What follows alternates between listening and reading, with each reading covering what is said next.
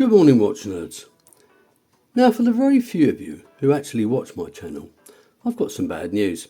I recently bought and reviewed a Millerfortic M096, which was an excellent homage of the Sin 556A.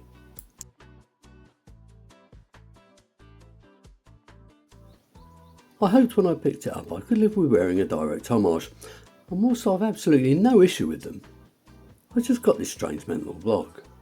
Now, as a result, I sold it to a friend and just picked up this excellent condition used Baltany A-11 World War II American military timepiece.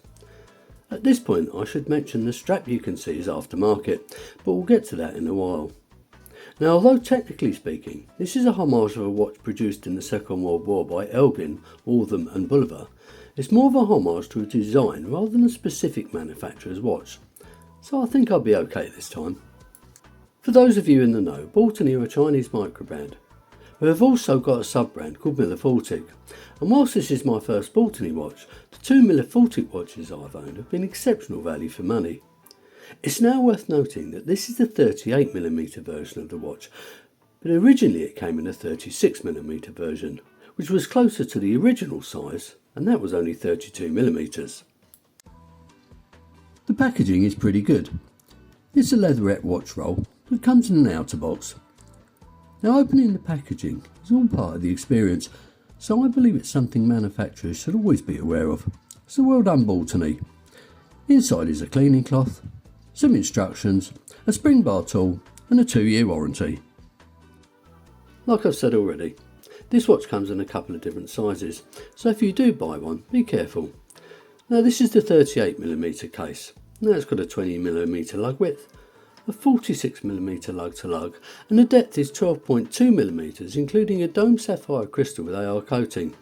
Now, this is quite deep, but that's partly down to the movement, plus the fact the crystal was raised, which means the watch doesn't actually look nearly as deep as the dimensions indicate. For reference, it weighs in at 70 grams on a leather strap. In my opinion, the watch wears the size. The leather strap that came with the watch is the same as I had on both my Millerfortic watches, and I've got no complaints. It's genuine leather and it's got sealed sides. It's fairly thick, but at the same time it's very subtle.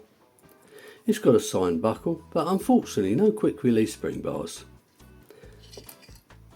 Now, I've decided to wear it on this brown bund strap, which I think suits the watch perfectly. But here's a few pictures of what it may look like on other straps.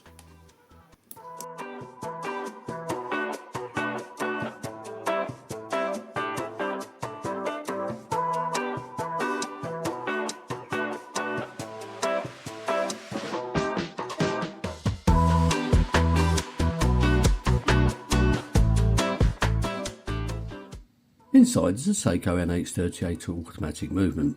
However, there is a shortage of Japanese movement, so keep an eye open if you decide to buy one of these, as it may well be a seagull movement.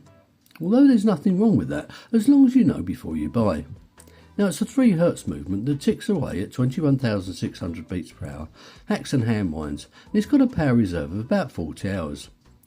Now, they're known for their reliability, and if regulated correctly can be quite accurate, and that's despite the fact they don't have a brilliant positional variance. Let's have a look at how this one performs on the time grapher. And this is the watch on the time grapher dial down. The beat error is perfectly acceptable. The rate's very good, in actual fact it's pretty damn accurate when it's on the wrist. But the amplitude's quite high for this particular movement. That accompanied with the fact it's a bit clicky when I wind it in. I'm wondering if it's actually an NH38, or could it be a seagull movement? I really don't know. The unsigned 6mm crown is knurled, and it screws down to aid the watch's claim 100 metres of water resistance, something the original never would have had. Now, it operates the movement as you would expect, and because it's the NH38 rather than the NH35, there isn't a ghost position. Now, that isn't something that bothers me, but I know it drives other people crazy. Now, the engagement is excellent, and winding it in is very smooth, something you wouldn't expect from an inexpensive watch. However, when hand winding it is a little bit clicky, which isn't a norm for an NH movement. So moving on to the case, but a standout feature is a fluted bezel, something most of the originals didn't actually have. Now, I'm not a great lover of the type of fluted bezel that you get on, say, a Rolex Day-Date, but I do like this type, and I think it suits the watch perfectly. Now, the rest of the stainless steel case is all polished, and to a nice standard, and the lugs have got a good downturn, meaning the watch fits well to the back of the wrist. Now, the original case would have been plated brass with a polished finish, and whilst I appreciate Baltany wanted something that looks similar, personally I think I would have preferred brush sides. The case back screws down, but the only way you'll get it off is with one of those sticky rubber ball things, because even a specialist Rolex type case back opener won't do the job. Interestingly, it's got the same fluting as the bezel. It's brushed and it reads Army Watch Type A-11, spec number 23-912-10407-A, and I've absolutely no idea what that is. Below that it reads Manufacturer's Part Number 2023, which I presume is the year the watch was first produced. Then Baltany at the bottom. Personally, I just think the Baltany logo and A-11 would have been enough. Anyway, it's better than leaving it plain. The dial is quite utilitarian. It is designed to read quickly at a glance. Now it comes in two colours, this black one and a type of sand.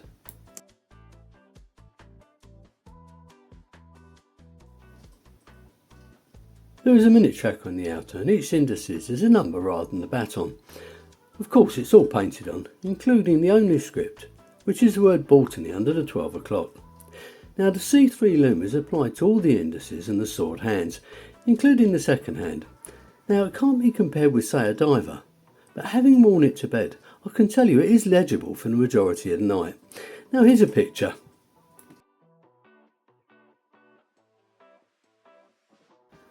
There's a nice bit of distortion for you.